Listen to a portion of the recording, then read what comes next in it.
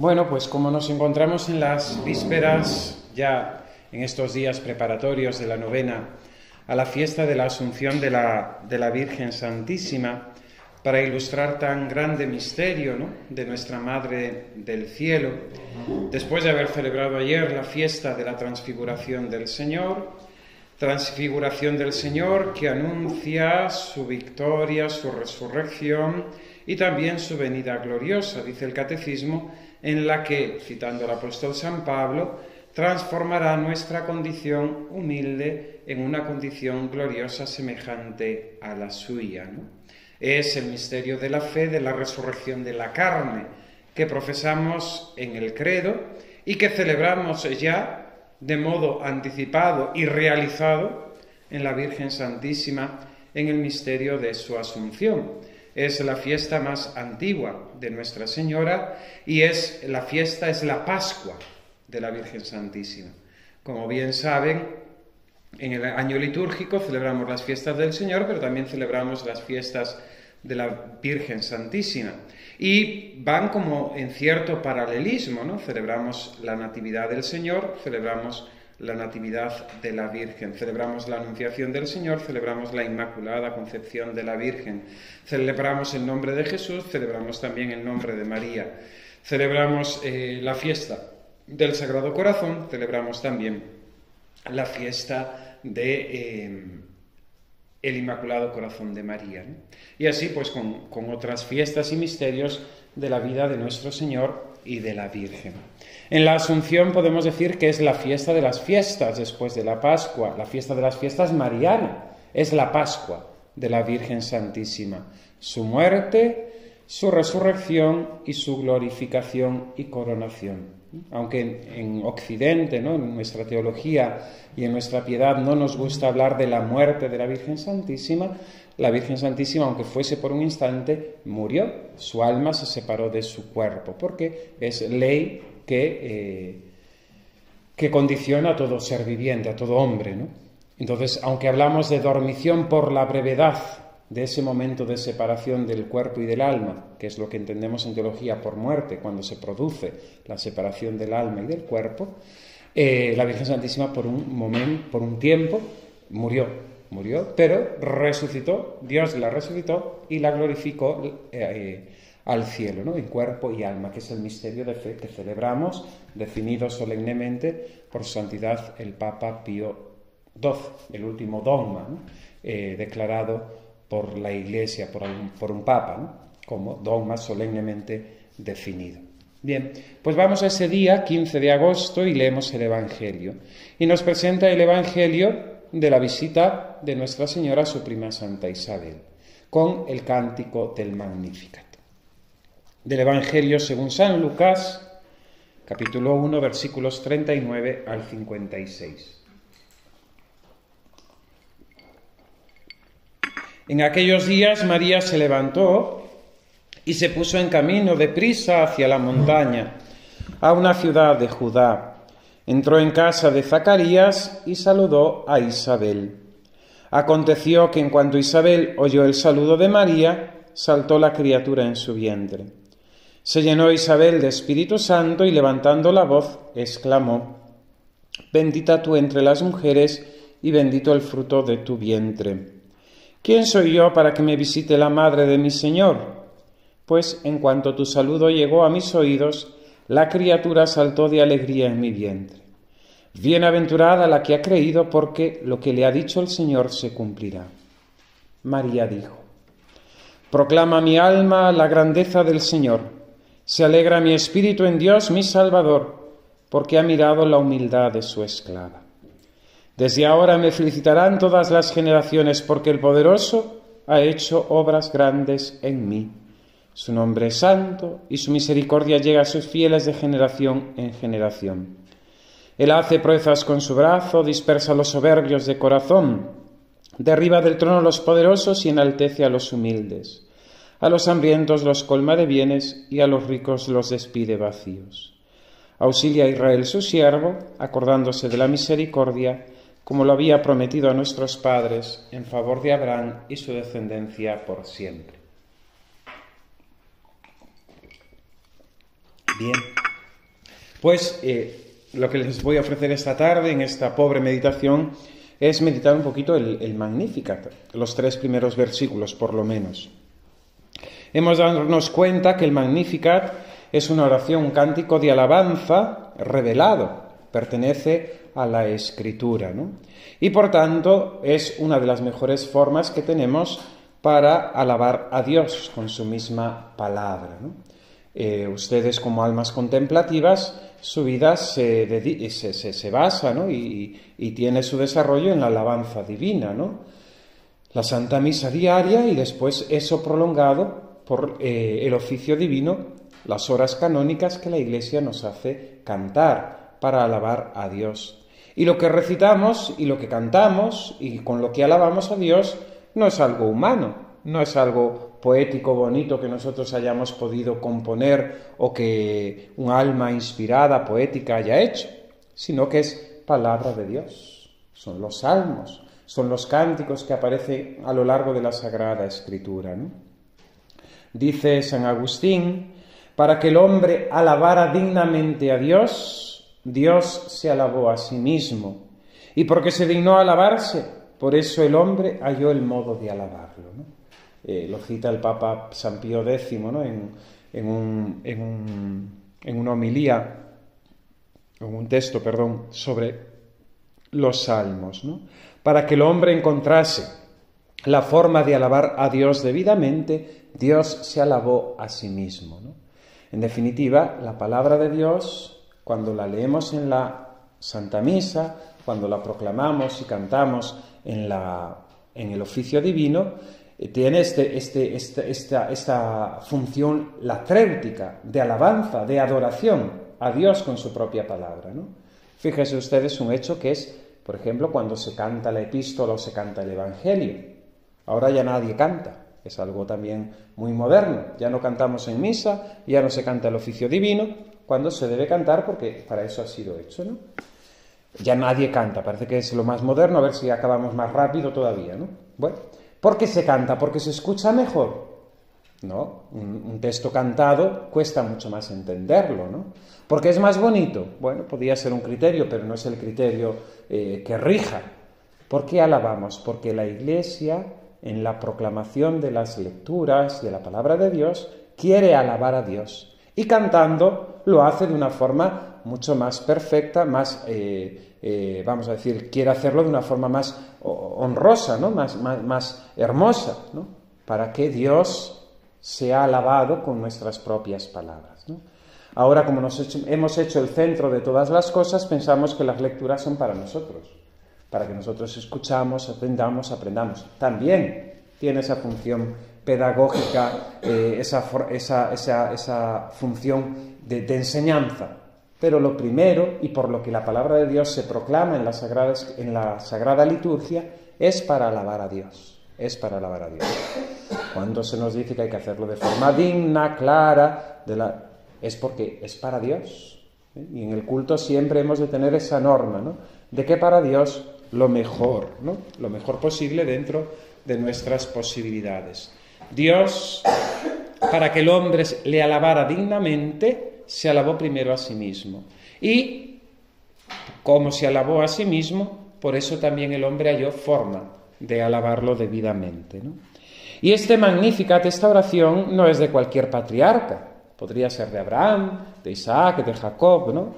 Podría ser de algún profeta. En laudes, vísperas, pues hay cánticos, ¿no? También de algún profeta, de Moisés. Podría ser del rey David, pero no. Es ni más ni menos que de la Virgen Santísima, ¿no? De aquella que ha sido escogida para ser madre de Dios, y no solamente madre, sino para cooperar de forma singular en los misterios de la encarnación y de la redención de los hombres, ¿no? Aquella que ha sido elegida como corredentora en el plan salvífico de Dios nuestro Señor. Si se dice que Isabel se llenó de Espíritu Santo y exclamó: bendita tú entre las mujeres y bendito el fruto de tu vientre, ¿qué diríamos de aquella que es la llena de gracia, de aquella que es la esposa del Espíritu Santo, María Santísima, ¿no? Por tanto, hemos de caer también en la importancia del Magnificat, ¿no? Como una oración realmente inspirada de la Escritura, que no es de cualquiera, que es de nuestra Madre, del cielo, de aquella que es la Inmaculada, la Toda Santa, y que la Iglesia nos pone todos los días en la oración de vísperas, al caer la tarde, para alabar a Dios debidamente, ¿no? Entonces es una oración que estamos muy acostumbrados a recitar, ¿no? Y por tanto, pues puede ser también objeto, ¿no?, de una continua meditación por nuestra parte para recitarlo con esos mismos labios, con ese mismo espíritu de la Virgen Santísima. Dicen de Santa Teresa, un testimonio de María de San José, que con mucha frecuencia Santa Teresa repetía en voz baja y en lenguaje castellano el Magnificat, ¿no? Era como un balbucir continuo que tenía la santa, ¿no?, ese cántico de la Virgen Santísima. Esto yo lo leí en el año 2015, que fue ese centenario del nacimiento, ¿no?, de Santa Teresa, y me gustó muchísimo. Ya me gustaba mucho la oración del Magnificat, pero al verlo en Santa Teresa, pues me gustó todavía más, ¿no? Y a mí me gusta mucho, ¿no? Siempre cuando termino la Santa Misa, mientras me voy a la sacristía, recito el Magnificat, ¿no? En la confesión me gusta mucho, después de la penitencia que me impone el sacerdote, recitar el Magnificat, ¿no? Y a veces cuando la persona es un poco ilustrada, cuando viene a confesarse, pues de penitencia le pongo también el Magnificat, ¿no?, porque es una oración bellísima, ¿no?, de alabanza, de cántico, de agradecimiento, de adoración a Dios nuestro Señor. Santa Teresa repetía muchas veces en voz baja y en lenguaje castellano el Magnificat. Bien, vayamos al primer versículo. Magnificat anima mea Dominum. Proclama mi alma la grandeza del Señor. Vengo seco. Este primer versículo nos sitúa ante el fin de nuestra existencia, para que hemos sido creados, ¿no? Lo tradujeron, la traducción oficial de la Biblia de la Conferencia Episcopal es proclama mi alma la grandeza del Señor, pero ese proclama no es simplemente un decir, ¿no?, sino que incluso con otras traducciones que existen se complementa, ¿no?, ese verbo, ¿no? Engrandecer, glorificar, mi alma glorifica, mi alma engrandece al Señor, más que un proclamar que parecía mejor como un recitar con una voz clamorosa, ¿no? Vamos a darle aquí nosotros el sentido mi alma glorifica a Dios, mi alma glorifica la grandeza del Señor.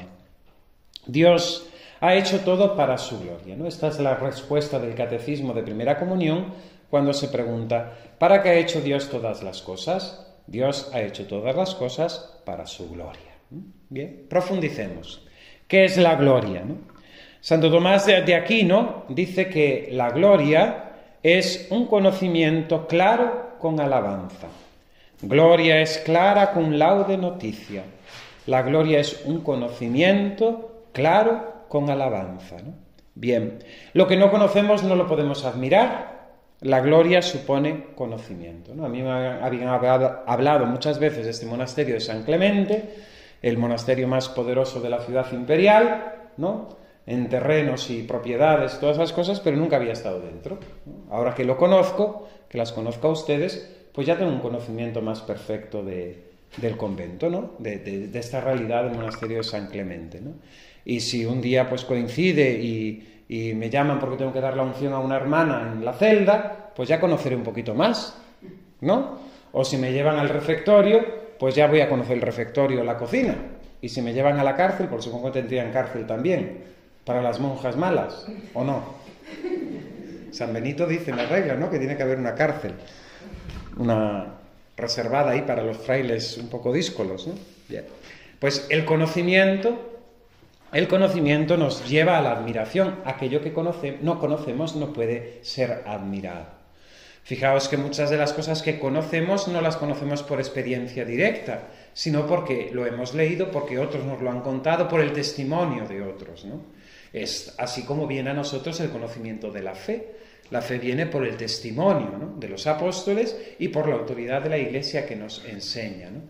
Muchas de las cosas que sabemos de ciencia, de la historia, de ciencia, de los animales que existen, de las plantas, la misma geografía, no sabemos de experiencia. Yo no he estado nunca en el Everest, voy a ir ahora unos días a Argentina, mi primer viaje a América, y a ver si no cae el avión, ahí en medio del Atlántico, y me come un tiburón. No, pero no conozco, ¿no? Pero yo sé que es Argentina, pues conozco un poquito de su historia, etcétera, pero no la conozco. Voy a ir ahora y estando allí, pues voy a conocer algo mejor, ¿no? Y si es un país que me creaba admiración, pues ahora, una vez que yo esté allí, contempla sus edificios, sus ciudades, sus calles, sus gentes, pues voy a crecer en el conocimiento y eso me va a llevar a la admiración y esa admiración me va a llevar al amor, ¿no? A crecer en el amor. Conocimiento y amor van siempre ligados, ¿no? Lo malo no se alaba, ¿no? Nadie alaba algo malo, ¿no? Una obra mal hecha, pues no va a recibir alabanza de nadie que tenga sentido común, ¿no? La gloria supone un conocimiento. Lo malo no se alaba, por eso la gloria supone un conocimiento de una cosa en cuanto que es buena, en cuanto que es buena. Una cosa buena es conocida y al conocerla la alabamos, ¿no? Ah, pues mira, he probado esto, qué rico, qué bueno que está. Y lo damos a conocer a otra persona, ¿no? Manifestamos esa gloria de ese producto, de ese bien. Aquello que es malo, pues no lo digo, mira qué desastre, ¿no? Y qué frustración, tenía yo esta esperanza y ha sido una pena, ¿no? El malo no alaba lo bueno. Por eso, la verdadera gloria supone que una persona conoce el bien y la alaba. ¿Qué es la gloria de Dios? Y la gloria de Dios no es más que sus perfecciones, Dios mismo, su bondad, su amor, su verdad. La gloria intrínseca de Dios es la que brota de su propia vida íntima, de su ser. Y es que Dios es amor, Dios es verdad, Dios es la suma bondad. Esta gloria de Dios es la vida de la Trinidad, en la que el Padre ama al Hijo, el Hijo ama al Padre y el Espíritu Santo es este amor entre ambos. El Padre se da a conocer al Hijo, el Hijo conoce al Padre y en este sentido le da gloria. Así el Espíritu Santo es este conocimiento. Es aquí donde entendemos las afirmaciones de Jesús en el Evangelio. Todas las cosas me han sido entregadas por mi Padre, y nadie conoce al Hijo sino al Padre, y nadie conoce al Padre sino el Hijo, y aquel a quien el Hijo se lo quiera revelar. O en San Juan el Señor dice, yo le conozco porque procedo de Él, y Él me envió. De igual manera que el Padre me conoce, y yo conozco al Padre, y doy mi vida por las ovejas, ¿no?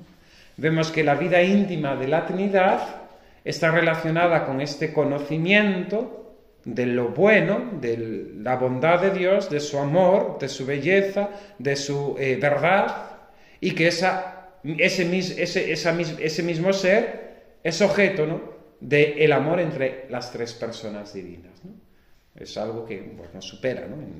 Porque nos cuesta entender estas cosas que parecen un poco abstractas y van ahí un poco a una altura alta, ¿no? Pero podemos comprender, ¿no?, que la vida trinitaria es ese amor, ¿no?, del Padre que se da a conocer al Hijo, el Hijo conoce al Padre y el Espíritu Santo que es el movimiento, ¿no?, entre el Padre y el Hijo, ¿no? Y eso todo engendra la vida de amor. Por eso San Juan resumirá, ¿no?, la definición más breve de Dios, Deus caritas est, ¿no? Dios es amor, ¿no? Amor. Bien. El fin de todas las obras de Dios es su gloria. Dios no puede tener otro fin en sus obras que la manifestación de su propia gloria, ¿no? Esta bondad, esta verdad, esta belleza, este amor que Dios comunica a su creación, a sus criaturas. Y esto no es egoísmo, sino recto orden en las cosas, ¿no? Porque Dios no puede amar algo que sea inferior a sí mismo, ¿no? Nadie puede operar proponiéndose como fin inferior al que opera. Sería un desorden. Yo no puedo tener como fin algo inferior a mí. Es decir, cuando yo como, cuando yo realizo un trabajo, cuando yo estoy estudiando, cuando hago cualquier cosa, el ser humano obra por una finalidad, ¿eh? No un porque sí, sino es un poco la teología que nos presenta Santo Tomás de Aquino, que es también filosofía y que hoy tristemente pues, está en el olvido, ¿no? Es decir, obramos por un fin, para alcanzar algo, ¿no? En definitiva, el hombre, aun inconscientemente, cuando se mueve, cuando obra, cuando realiza, cuando proyecta, cuando espera, cuando sufre, cuando trabaja, lo hace por un fin, que en definitiva es la felicidad. El hombre estudia, busca un trabajo, se casa, forma una familia, se sacrifica, madruga, porque quiere ser feliz, ¿no? Aunque esa felicidad sea algo bastante abstracto y que él a lo mejor no sea consciente incluso de que esa felicidad solamente la podemos tener en Dios, ¿no? Bien, ahora bien, para Dios todos son inferiores. Luego no puede buscar un fin fuera de él mismo, ¿no? En Dios todo es orden y por tanto Dios al crear no busca otra cosa que manifestar su gloria, ¿no? Y esto es lo que tiene que ser, porque si no sería algo desordenado. Fijaos, en cambio el pecado es normalmente lo contrario a esto, ¿no? En el pecado buscamos algo inferior a nosotros. Nosotros hemos de movernos por fines últimos, ¿no? La eternidad, el cielo, la gloria. Incluso sin fe o en una perspectiva más horizontal, más humana, buscamos pues una gloria mundana, ¿no? Un reconocimiento, pues ser un buen médico, que me reconozcan, ser un buen padre de familia, buen profesor. Es decir, nos movemos siempre por un fin más alto que lo que nosotros mismos somos, ¿no? Pero en ese sentido, cuando pecamos, buscamos algo que es inferior a nosotros, como puede ser un placer efímero, ¿no?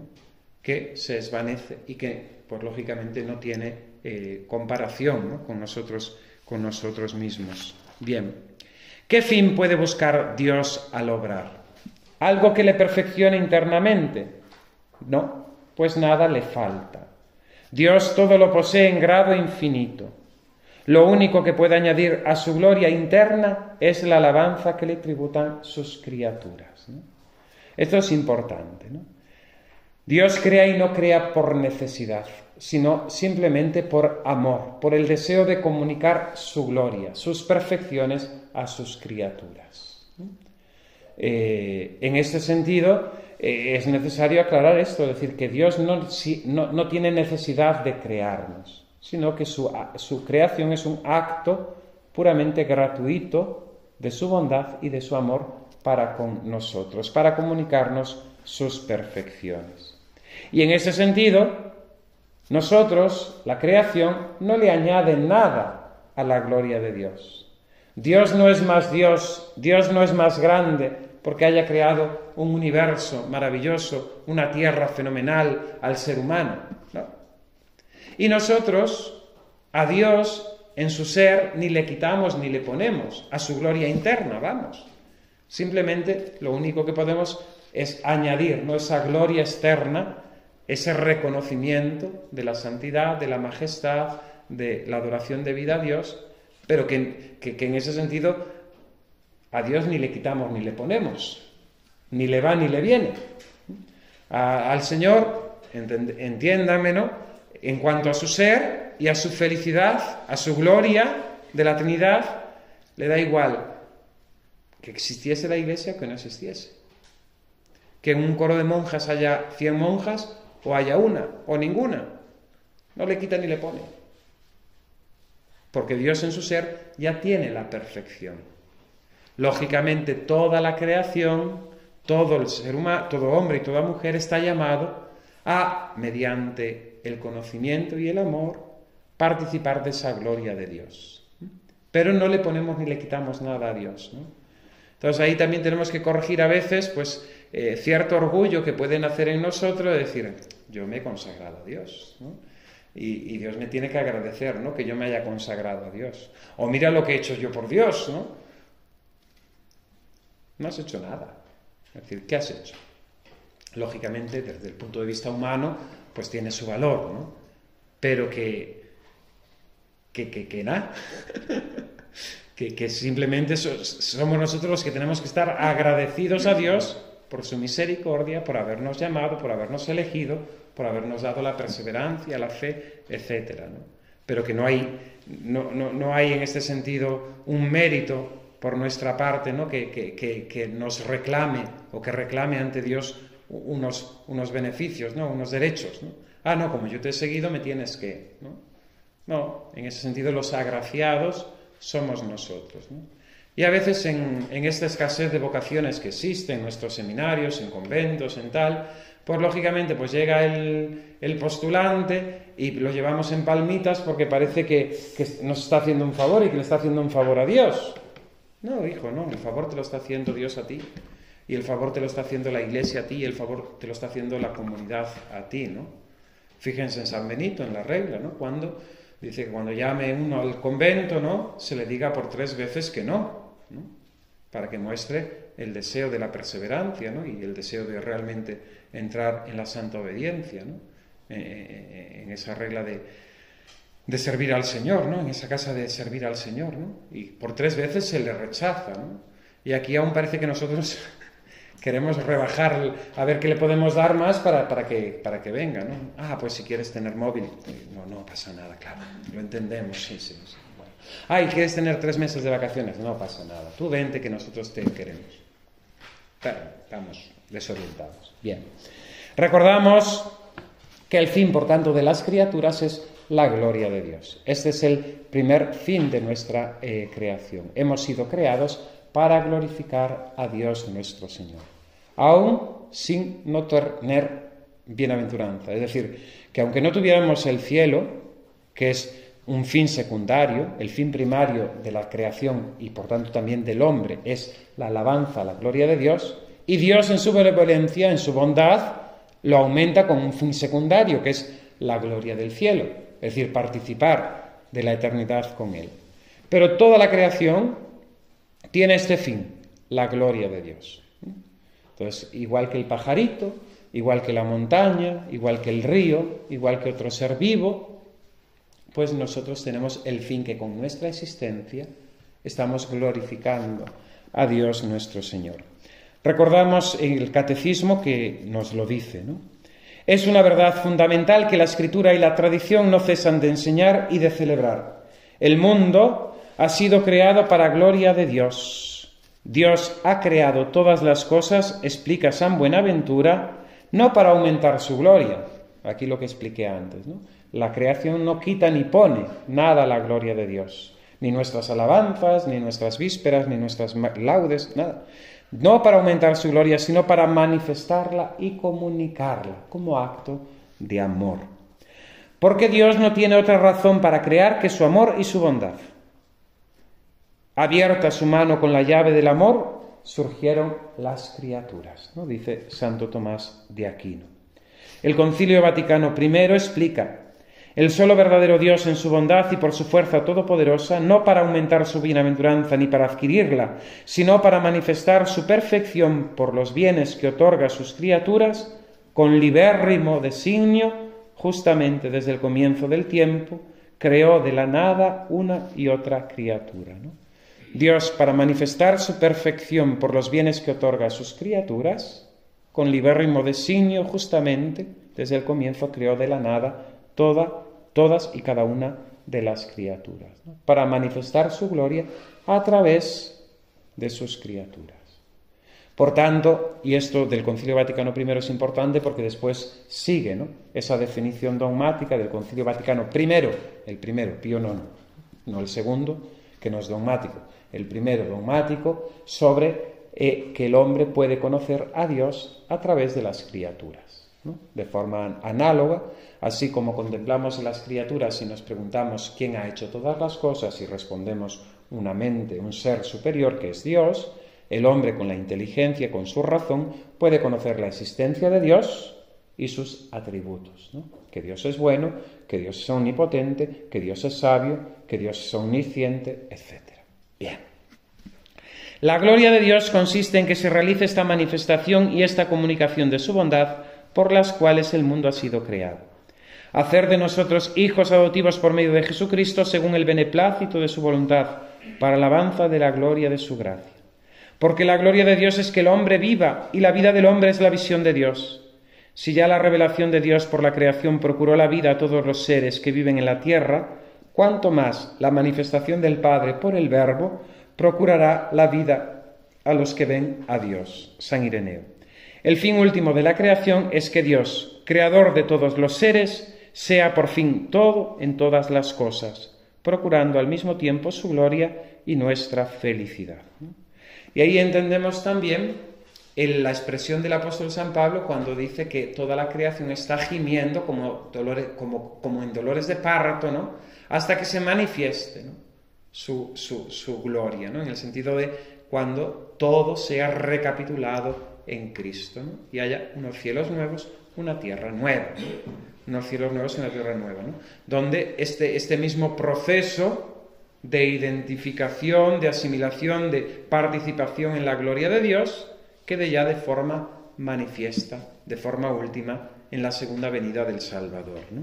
Todo esto, si se fijan, lo celebramos un poquito ayer, en la transfiguración, ¿no? Los apóstoles contemplan la gloria anticipada de Cristo, parte de su gloria, ¿no? Porque realmente no podrían ver a Dios y quedar con vida, ¿no? Como dice la Sagrada Escritura, ¿no? Por eso Moisés se ponía siempre el velo, ¿no? Delante de su rostro cuando entraba en la tienda del encuentro, la audiencia con Dios, ¿no? No podrían haber quedado vivos si contemplasen la gloria, sino que Dios les hizo manifestar parte, Jesucristo les hizo parte de su gloria, ¿no? Y esa transfiguración es anuncio de lo que nosotros participaremos un día en la eternidad. Bien. El conocimiento de Dios. Si pues el fin del hombre consiste en alabar a Dios, debemos previamente conocerle, porque lo que no se conoce no se puede alabar. Más aún, el conocimiento de Dios nos llevará necesariamente a la alabanza. Claro, porque si conocemos a Dios que es bueno, pues somos como esa mujer, la de la parábola en este caso, porque encuentra la moneda, ¿no? Y va a comunicárselo a sus amigas, ¿no? Pues llena de alegría, ¿no? Es cuando nosotros también descubrimos algo bueno y decimos, mira hermano, lo que he encontrado, qué maravilla, ¿no? La hermana bibliotecaria va a la biblioteca y se encuentra un libro allí que nunca había visto y lo empieza a leer, se le encanta lo que está encontrando, lo que está leyendo y se lo comunica, ¿no? Mire madre, ¿qué he encontrado? Qué maravilla, qué cosa tan santa, qué maravillosa, ¿no? O algo, no sé, un pajarillo que encontramos en el jardín que se ha posado y lo que hemos cogido y lo vamos a comunicar porque es bello, porque es bonito, ¿no?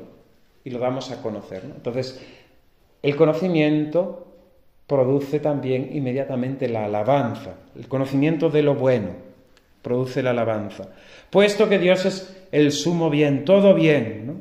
Como canta San Francisco, que no puede por menos de ser alabado, ¿no?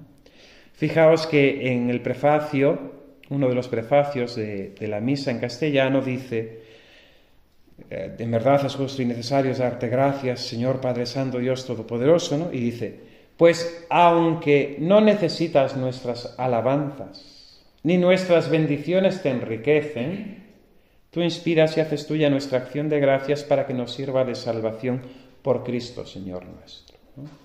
Entonces, la gloria de Dios es el fin del hombre, ¿no? El hombre, sin quererlo, sin ser consciente de ello, aunque no lo quiera, con su existencia está dando gloria a Dios. En cuanto que yo soy consciente de ello, ¿no? Me sumo a ello y creo a Dios por la fe, es decir, todo eso va en beneficio mío, para que esas alabanzas nos sirvan para nuestra salvación, ¿no? Porque ni te enriquecen a ti, Dios mío, ni necesitas de ellas, ¿no? Cuando el Señor le dice, ¿no? al pueblo de Israel, no sé en qué pasaje, ¿no? Si Isaías, Zacarías o Jeremías, ¿no? Pero cuando le dice, ¿qué necesidad tengo yo de vuestros toros, de vuestros cabritos, de vuestros terneros? No tengo necesidad, si todo lo que hay en el mundo es mío, ¿no? Lo que quiero es un corazón arrepentido, quiero misericordia, ¿no? Dice el Señor, ¿no? Pues Dios no necesita nada de lo nuestro. ¿Quiénes somos beneficiados al darle lo nuestro? Nosotros. Es decir, cuando nosotros participamos en el coro, lo hacemos lo mejor posible dentro de nuestras capacidades. Cuando nosotros construimos una iglesia e intentamos hacerla hermosa, poniendo allí pues todo lo bueno que tenemos, que si oro, que si plata, que si buenas maderas, que si buenos retablos, que si buena cerámica, ¿porque Dios lo necesite? No, es porque lo necesitamos nosotros, para mostrar nuestro amor y nuestra fe a Dios. Ese es el sentido de todo lo que es el ajuar y el acto litúrgico, ¿no? En cuanto parte humana. Necesitamos nosotros para caer en la cuenta de la grandeza que es. Yo no sé cómo han sido criados ustedes, pero cuando yo era niño, ya soy viejo, Cuando era niño, mi madre, en mi casa había la diferencia de la ropa del domingo y la ropa de la semana. Y la ropa del domingo era para ir a misa. Tú te ponías aquella ropa, ibas a misa, volvías a casa y te la quitaban. Y ya no la veías hasta la semana siguiente, ¿no? Y después había la ropa de estar en casa y de ir al colegio y de ir a jugar y tal. Pero la ropa del domingo era la ropa de misa, ¿no? Porque había esa conciencia de distinción, ¿no? Hoy usamos todo indiferentemente. La gente viene a misa en chándal y con chancletas y shorts. La gente ha perdido el norte, ya no sabe diferenciar la iglesia de la playa, del venidor, nada. Se ha perdido todo, ¿no? Culpa del gremio, ¿no? Que no lo decimos, que no enseñamos, que no predicamos, que no ilustramos, ¿no? Pero lógicamente en la iglesia se requiere un decoro propio de la casa de Dios. Nadie va a ir al presidente del gobierno, ni al rey de España, ni a una personalidad de cualquier manera, en chanclas, en pantalón corto. Hay esa pregunta del catecismo de los niños, ¿no? ¿Hace falta tener un traje nuevo para la primera comunión? Dice, no es necesario, con que sea limpio y decente, ¿no? Con que sea limpio y decente, ¿no? Pues con que sea limpio y decente, ¿no? Venía esto a que necesitamos de lo externo, porque nuestra religión no puede ser un acto intelectualista, ¿no? Si Dios está en el cielo, tal. Una cosa que muchas veces parece que hemos hecho una liturgia intelectualista, ¿no? No, necesitamos del sentido, porque Dios nos ha hecho de sentidos, de ver, de oír, de sentir el olfato del incienso. Y la Iglesia, que es sabia y que es madre, durante siglos lo ha cuidado muchísimo. Piensen, por ejemplo, en la belleza de tantos ornamentos, de nuestros retablos, de las iglesias. ¿Por qué se ha hecho eso? Porque había que enseñar a la gente. Y la mayoría de la gente es muy sencilla. No hace un acto intelectual de Dios es el soberano, yo tengo que rendirle mi adoración como criatura suya. No llegan a eso. Pero la gente entiende que para Dios hay que darle lo mejor, ¿no? A lo que amas, al que quieres, le das lo mejor. Entonces, en ese sentido, también nosotros lo necesitamos, ¿no? Para reconocer que Dios es Dios. Ni nuestras alabanzas le enriquecen, ni le son necesarias, ¿no? Sino que sirven, Él las inspira a nosotros para que nos sirvan para nuestra salvación. La alabanza que nosotros le rendimos a Dios será más perfecta en cuanto nuestro conocimiento de Dios lo sea. Es decir, que en ese alabar a Dios hay una gradualidad, ¿no? Que depende del conocimiento que tengamos de Dios. Cuanto más conocemos a Dios, nuestra alabanza será más grande, más perfecta, ¿no? El conocimiento intelectual de la inteligencia puede estar oscurecido por amor a las criaturas, ¿no? Lo enseña San Juan de la Cruz, lo enseña Santa Teresa, ¿no? San Juan de la Cruz dice que muchas veces las sequedades del alma en la oración vienen por el apego a las criaturas. Hoy ya le llaman noches espirituales, noches oscuras. Se convirtieron ayer y ya están en noche oscura. Y te vienen a confesar y te quedas patidifuso, ¿no? Y dice, Padre, es que ya estoy en una noche oscura, no siento a Dios. Bueno, hijo, ten paciencia, ¿no? Ya están en noches oscuras y nos llevan un mes yendo a misa, ¿no? Amor a las criaturas. Es el amor a las criaturas el que oscurece nuestro entendimiento, ¿no? El que entorpece el corazón y lo ata y no lo deja ser libre, ¿no? El conocimiento intelectual puede estar oscurecido por el amor a las criaturas. Por eso se hace necesaria la purificación de nuestros sentidos, de nuestros amores, de nuestro corazón, para amar mejor y más perfectamente a Dios, ¿no?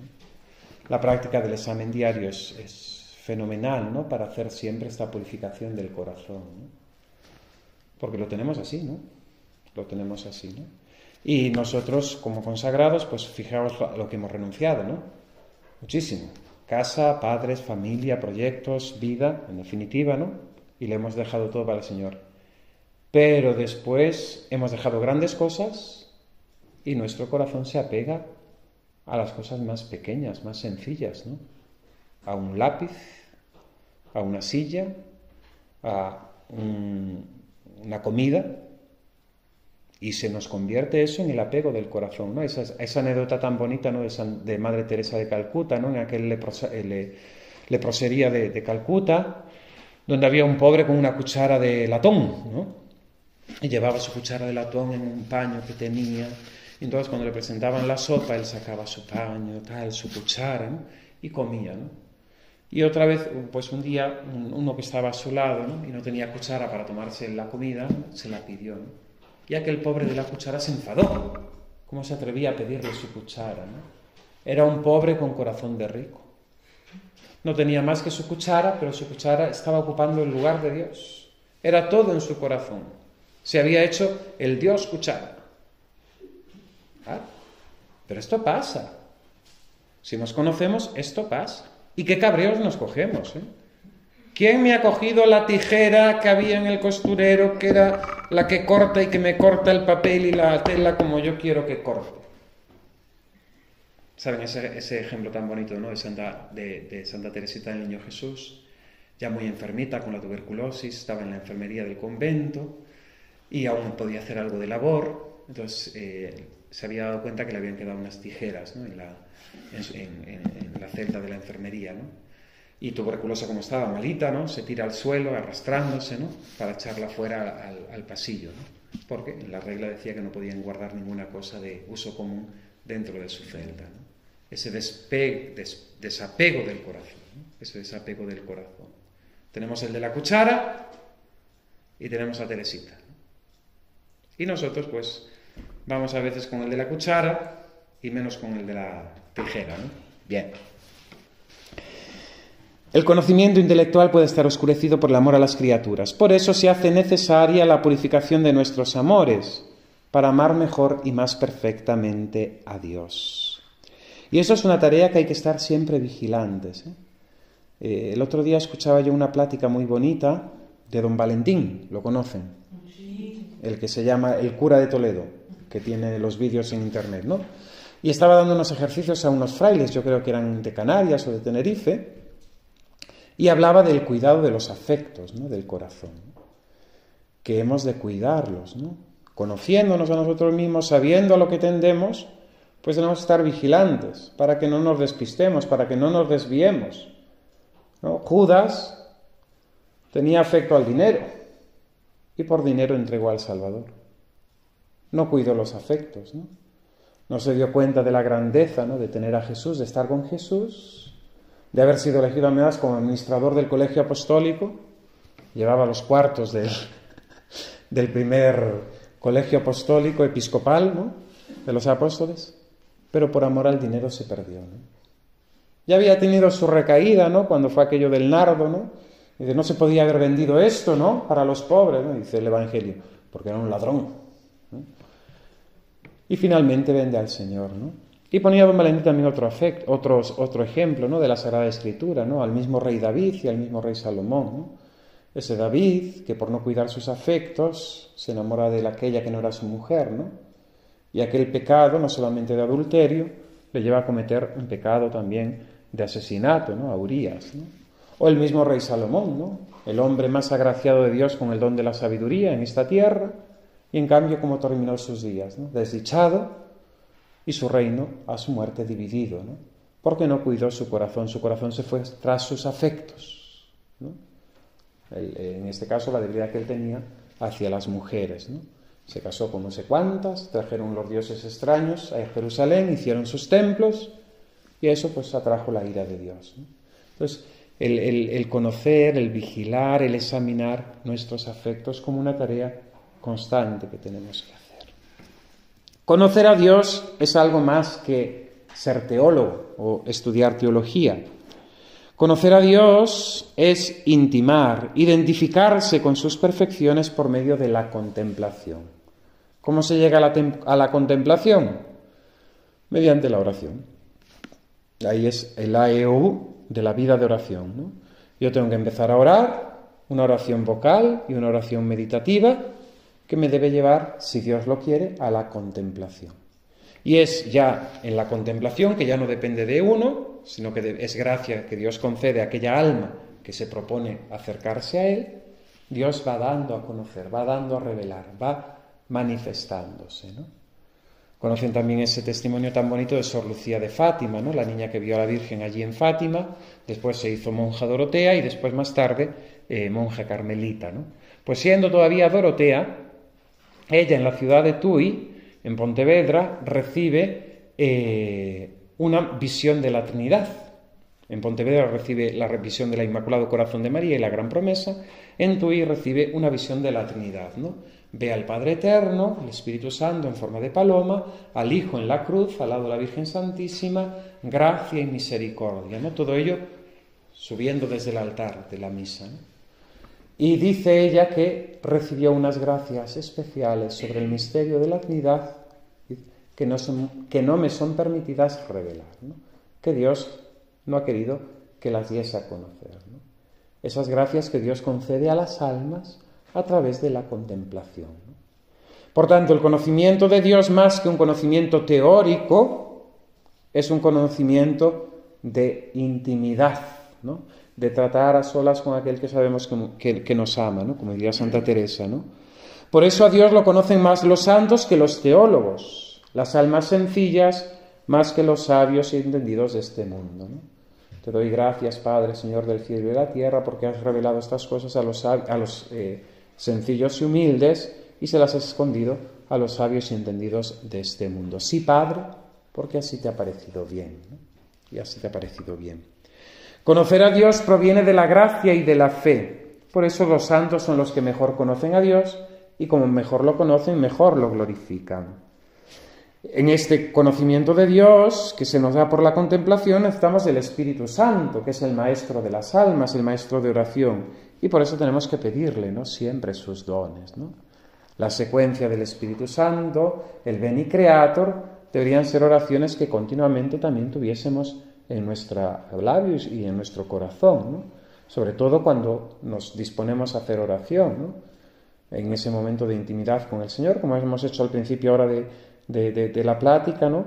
Hemos invocado al Espíritu Santo, ¿no?, para que Él, a través de mi pobre palabra, de lo que yo les pueda decir, Él diga, ¿no?, Él hable a ustedes, ¿no?, y las ilustre, ¿no?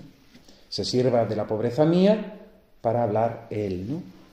En esto el Espíritu Santo lo hace muy bien, porque de hecho hay veces que uno predica y la gente te viene a felicitar por la predicación y dicen algo que tú no has dicho. Y esto lo ha dicho el Espíritu Santo, se lo ha dicho a Él. No lo digo en broma, no lo digo en broma, No es lo típico de, padre, ¿qué he predicado? ¿Y de qué iba? No sé, pero ha hablado muy bien, ¿no? No, es de gente que ha recibido pues una gracia, una luz, un conocimiento ahí de Dios a través de una predicación que uno ha hecho y después te lo viene a decir y dice, vale, pero que uno no lo había dicho, ¿no? Y en ese sentido, pues aun cuando lo llevas escrito todavía con más certeza lo tiene, ¿no? Como esta persona entendió esto si yo no dije nada de esto, ¿no? Es el Espíritu Santo. Es el Espíritu Santo que habla, ¿no? Que habla. Bien. Necesidad del Espíritu Santo y de sus dones, ¿no? Es lo que San Ignacio en sus ejercicios habla del conocimiento interno, del conocimiento interior, ¿no? Sabemos bien que tenemos que combinar, ¿no?, la formación intelectual, ahí tienen la colección de Sapientia Moris, que está muy bien, es un gran curso de teología, ¿no? Y hemos de combinar el conocimiento intelectual para llegar a ese conocimiento interior, ¿no? No es indispensable, porque Dios a almas muy sencillas las ha ilustrado Él. Pensemos, por ejemplo, en una Catalina de Siena. Llega a la cumbre de la mística, ¿no?, con Dios y del conocimiento de Dios, de los misterios, incluso entiende, lee, canta en latín, sin saber ni el italiano ni la lengua que hablaba ella, porque es Dios quien la enseña, ¿no? Le da ese conocimiento infuso, ¿no? Pero eso es a almas muy selectas que Dios quiere dárselo, ¿no? La mayoría, pues tenemos que estudiar el catecismo, tenemos que leer buenos libros, ¿no? Santa Teresa de Jesús habla, ¿no?, como en nuestra oración siempre el libro es necesario, ¿no? Es decir, tener dónde apoyar nuestra oración, porque si no los pajaritos de la cabeza se van rápido a lo mismo, ¿no?, de siempre. Y si lo dejamos a nuestra improvisación, a nuestra, vamos a decir, a lo que surja, pues siempre surja lo mismo. A mí siempre me surge lo mismo. Señor, aquí estoy, gracias, soy un miserable, perdóname, Señor. Aquí estoy, Señor, soy un miserable, perdóname. Ay, Señor, gracias, soy un... Claro, volvemos siempre a lo mismo. Pero Dios es mucho más que eso, ¿no? Y sobre todo porque Él es infinito. Entonces, no es tanto mirar nuestro ombligo, ¿no?, de pecadores, sino ver la grandeza, la santidad, la majestad de Dios, ¿no? Por eso, el preparar la oración, el llevar siempre un libro, ya sea la Sagrada Escritura, que siempre, lógicamente, la tenemos que tener a mano, el Santo Evangelio, pero después, pues, otras obras que nos puedan ayudar, ¿no? Santa Teresa recomienda, y todos los maestros espirituales, es decir, no podemos ir a la oración improvisada, porque la oración improvisada se termina rápido y caemos siempre en lo mismo. Y después ya nos ponemos a poner qué tengo que hacer de comer en el refectorio, o lo que me dijo esta hermana ayer, mira, porque me lo dijo, no sé cuándo, y está la cabeza ahí ronreando, y perdemos el tiempo de la oración. Se nos ha pasado la hora de meditación. Conclusión, ninguna. Señor, aquí estoy, gracias, soy un pecador. Perdóname. Bien. Conocimiento interno. Tenemos que pedirlo también, ¿no? La oración, junto con la formación, es el mejor medio de crecer en el conocimiento divino, ¿no? Y ahí podemos meter también esa frase, ¿no?, que suena a veces, la teología se hace de rodillas, ¿no? Realmente los verdaderos teólogos son aquellas almas que son orantes, ¿no? Santo Tomás es un gran teólogo porque era un alma de Dios, un alma orante. San Buenaventura, San Alfonso María de Ligorio, San Francisco de Sales son grandes escritores, son grandes teólogos, doctores, porque eran almas de oración. Ahora estamos acostumbrados a tener teólogos que no tienen fe. Escriben y escriben libros, pero no tienen fe, no rezan. Entonces esa teología es borralla, es ceniza, no sirve. La Virgen Santísima es la criatura que mejor glorifica a Dios, porque ella es bienaventurada porque ha creído, así le llama su prima, ¿no? Bienaventurada tú que has creído, y bendito el fruto de tu vientre. Conoce a Dios con el hábito de la fe, que posee en grado más alto que cualquier otra persona, ¿no? La Virgen Santísima conoce a Dios de modo único y singular. Siempre, y en ese sentido tenemos que entender que lo que hablemos de la Virgen Santísima en ella es único, singular. No hay santo que se le parezca, ¿no? Y todo lo que digamos de los otros santos, en María Santísima hemos de predicarlo de forma eminentísima, ¿no? Aquello de San Bernardo, de María nunquam satis, ¿no? De María nunca diremos, nunca será suficiente, porque es una criatura única. Es la llena de gracia. Nadie más. Fijaos que es muy hermoso, ya que tienen ahí las Biblias en la mesita, ¿no? Es decir, San Lucas, el Espíritu Santo le inspira a San Lucas inventar una palabra que no existía en el griego para decir lo que la Virgen Santísima es, llena de gracia. Ninguna otra, ni en la literatura pagana, ni en la otra parte de la Escritura aparece esa expresión llena de gracia, que ahora yo no sé decírselo en griego, pero se lo diría. Pero esa palabra que inventa San Lucas para ponerla en el Evangelio, para decir que María el ángel la llamó la llena de gracia, es una palabra única, simplemente se refiere a la Virgen. Ni antes ni después se vio cosa igual. Hay una antífona del día de Santa María Madre de Dios, del 1 de enero, ¿no?, que dice algo así, ¿no?, que la Virgen concibió, ¿no?, y una Virgen concibió y nunca antes ni después se vio cosa igual, ¿no? Cosa igual. Es decir, es única. Entonces la Virgen Santísima tiene un conocimiento. Es decir, si hay grandes místicos, una Teresa de Jesús, un San Juan de la Cruz, otros santos, ¿no?, que han llegado a esa unión con Dios, a ese conocimiento, a esa intimidad, a esa elevación espiritual, la Virgen Santísima más, pero además con una diferencia grandísima, ¿eh? Y la que es sencilla, humilde, ¿eh?, y vivía en Nazaret y se ocupaba de las tareas de su casa, pero en cuanto a su vida sobrenatural, sobrepasa a cualquier otro santo, ¿no?, incluso a todos los santos juntos, ¿no? La Virgen conoce a Dios como a Hijo, ¿no? Dios da a cada uno el conocimiento necesario para desempeñar su función. Hubo de darle también el conocimiento de madre. Conoce las obras de Dios, cifradas sobre todo en los misterios de la redención, en los que ella misma tomaba parte, ¿no? Es decir, cuando la Virgen Santísima se dice que creyó realmente en la palabra del Señor, ¿no? A la Virgen Santísima no le coge por sorpresa la pasión del Hijo. A la Virgen Santísima no le coge por sorpresa el rechazo del pueblo judío. La misma Virgen Santísima, en medio de la oscuridad del Sábado Santo, ella no perdió la esperanza de la resurrección, ¿no? Porque la Virgen Santísima creía que aquel que tenía en sus brazos, que había llevado durante 9 meses en su vientre, era el Hijo de Dios, el Salvador, el Redentor del mundo, ¿no? Claro, ¿cómo es eso y cómo nos lo podemos explicar? Pues no deja de ser un misterio. El misterio de María. El misterio de María.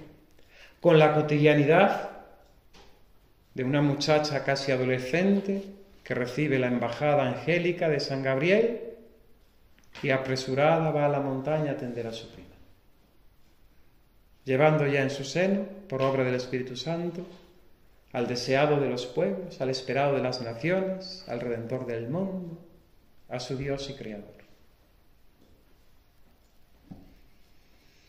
No podemos decirlo, no podemos hablarlo. El sábado predicaba sobre el primer sábado de mes, y normalmente pues siempre tengo un culto un poquito especial y preparo y dedico un poco la homilía, ¿no? Y estuvimos meditando sobre unas letanías que hay que no están aprobadas, pero que son así de devocionario, sobre el corazón inmaculado de María. Y este mes tocaba corazón inmaculado de María, gozando de la resurrección de Jesús, ¿no? Aparte de que lo creemos ya, pues sin que haya que hacer más argumento de que la Virgen Santísima fue la primera a la que el Señor visitó resucitado, ¿no? Leía en un libro del siglo XVIII, Una vida de la Virgen, ¿no? Y decía, ¿quién puede pintar? ¿Quién puede describir? ¿Quién puede hablar? La alegría, el gozo de una madre cuando su hijo regresa a casa después de un largo viaje. Pues si esto nos parece indescriptible para el amor humano de una madre hacia su hijo, ¿qué podemos decir nosotros con nuestra pobre palabra, que no sería más que mancharlo?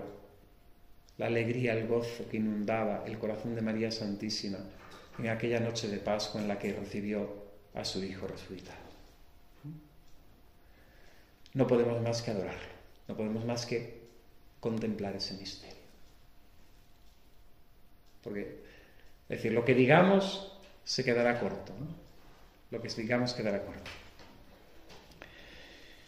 La Virgen Santísima conocía la Trinidad Santísima, cuyos límites casi alcanza, ¿no?, la cuasi divina María, ¿no?, que dice el Papa Pío XII, ¿no?, la cuasi divina María, ¿no?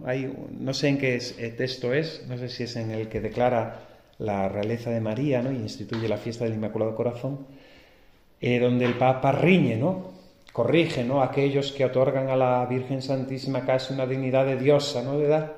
Y después en el párrafo siguiente dice, la cuasi divina María. La cuasi divina María, ¿no? No es Dios, pero es lo más semejante a Dios que hay, ¿no?, que ha conocido esta tierra, ¿no? Conocía la Trinidad, cuyos límites casi alcanza, asociada a las 3 divinas personas, como hija de Dios Padre, madre de Dios Hijo, esposa de Dios Espíritu Santo. Pensemos que todo lo que podamos decir de los santos podemos decirlo en grado más alto y singular de la Virgen María. Si los místicos llegaron a altas cotas de contemplación del misterio de Dios, cuanto más nuestra Madre del Cielo. Por eso María glorifica a Dios mejor que ninguna otra criatura. Por eso es la mejor intercesora y la mejor maestra de oración, ¿no? Por eso, dice el Catecismo, la Iglesia ama rezar a María y orar con María, la orante perfecta para alabar e invocar con ella al Señor. No solamente oramos a María como intercesora, pues sabemos su gran poder ante Dios y su gran amor hacia nosotros, sino que la Iglesia ama rezar con María. Tanto ama rezar con María que todos los días, en las vísperas, rezamos con ella. Magnificat anima mea Domini. Proclama mi alma la grandeza del Señor. Se alegra mi espíritu en Dios mi Salvador. Dice San Ambrosio, cada uno debe tener el alma de María para proclamar la grandeza del Señor. Cada uno debe tener el espíritu de María para alegrarse en Dios su Salvador. Cada uno debe tener el alma de María para proclamar la grandeza del Señor. Cada uno debe tener el espíritu de María para alegrarse en Dios, ¿no? Y aquí sería estupendo, pero no terminaremos porque yo venía con muchas hojas. Pero no quiero aburrirlas tampoco. Ahí ha hablado bien. Ese año profetizó porque era la superiora, ¿no? Sería estupendo, ¿no?, el tema del tratado de la esclavitud mariana, ¿no?, de la verdadera devoción a la Virgen Santísima de San Luis María Griñón de Montfort, ¿no? Es decir, cómo a través de esa consagración a Jesús por medio de María, nosotros reproducimos en nosotros el alma de María, esta alma que nos dice San Ambrosio que cada uno debe tener en nosotros para proclamar a Dios, y en definitiva María nos va modelando a semejanza suya para seguir a su Hijo Jesucristo, ¿no?, sin ser nada más que la consagración bautismal, ¿no?, una renovación de esa consagración bautismal en la que hemos renunciado al pecado y nos hemos adherido a Cristo, ¿no? Termino. Nuestro fin es glorificar a Dios. Por ello es necesario conocerle cada vez más. Y ahí está pues el tema de formación. Gracias a Dios, pues en nuestra diócesis, supongo que ustedes también, pues se cuida que las religiosas tengan formación permanente, el sacerdote que nos predica en la misa, pero también por parte nuestra, pues lecturas, ¿no? Tenemos mucho tiempo, gracias a Dios, o hay tiempo, cada uno pues es el que tenga, pero la lectura espiritual, la lección divina, no podemos dejarlo. La vida de los santos, no lo olviden, ¿no? Una vez conocí a una monja que se había salido de monja. A mí me gusta mucho la vida de los santos. Y ella me dijo que no había tenido más libro en su vida que la Sagrada Escritura. Había estado bastantes años en el convento. Y dice, padre, yo no he leído otra cosa que la Sagrada Escritura. Bien, pero también que triste, ¿no? Porque los santos también tienen su cosilla, ¿no? A mí me gusta mucho la vida de los santos, ¿no? La Sagrada Escritura también, lógicamente, ¿no? Pero en ese sentido, las buenas lecturas. La Sagrada Escritura, cada uno, pues un poco también lo que le pida el cuerpo, ¿no? En ese sentido de... Si a la mañana les dije que no había que darle todo lo que pida el cuerpo, pero bueno, que uno es más de vida de santos, pues vida de santos, que otro es más de tratado de teología, pues tratado de teología, que a otro pues encanta y se le deleita la Sagrada Escritura, pues a la Sagrada Escritura, porque Dios se vale de la Sagrada Escritura, de la vida del santo, del tratado de teología, para hacer su obra, Bien, con nuestros labios y con nuestro corazón, ¿no? San Benito, su regla, cuando dice, ¿no?, que nuestros labios que nuestro corazón concuerde con nuestros labios al pronunciar la alabanza divina, ¿no?, para no ser papagayos, para en definitiva no ser de aquellos que piensan que por decir Señor, Señor, entrará en el reino de los cielos. No todo el que dice Señor, Señor entrará en el reino de los cielos. O para no tener que escuchar de nuestro Señor Jesucristo, cuando nos presentemos ante Él, este pueblo me alaba con los labios, pero su corazón está lejos de mí, ¿no? Entonces, nuestra vida, nuestra existencia es para la gloria de Dios, ¿no? Y todo lo que hacemos ha de tener este fin, ¿no? Ad maiorem Dei gloria, para la mayor gloria de Dios, decía San Ignacio. Pues me queda lo más bonito, pero se lo vendo otro día, El segundo versículo, y se alegra mi espíritu en Dios mi Salvador, porque ha mirado la humillación de su esclava, ¿no? Esa pequeñez de la Virgen Santísima que Dios exalta, llenándola de gracia ya en este mundo, de dones y de todas sus virtudes, pero sobre todo como obra culmen cuando la glorifica al cielo en su asunción. Y para terminar, una oracioncita de un santo, San Vicente de Paúl, fundador de las Hijas de la Caridad, entre otras congregaciones femeninas, porque fundó varias cosas, y la congregación de los padres paules, ¿no? Pedía así San Vicente a la Virgen Santísima por sus monjitas. Santísima Virgen, que dijiste a todo el mundo en tu cántico que la humildad es precisamente la causa de tu gloria. Obtén para estas hijas que sean como Dios pide de ellas. Adórnalas de tus virtudes. Tú eres madre y virgen al mismo tiempo. Ruega entonces a tu Hijo por las entrañas de tu vientre, en donde Él estuvo alojado 9 meses, que nos conceda esta gracia. Que la humildad es precisamente la causa de tu gloria. Obtén para estas hijas que sean como Dios quiere que sean. En nombre del Padre, del Hijo y del Espíritu Santo. Amén. Gloria al Padre y al Hijo y al Espíritu Santo.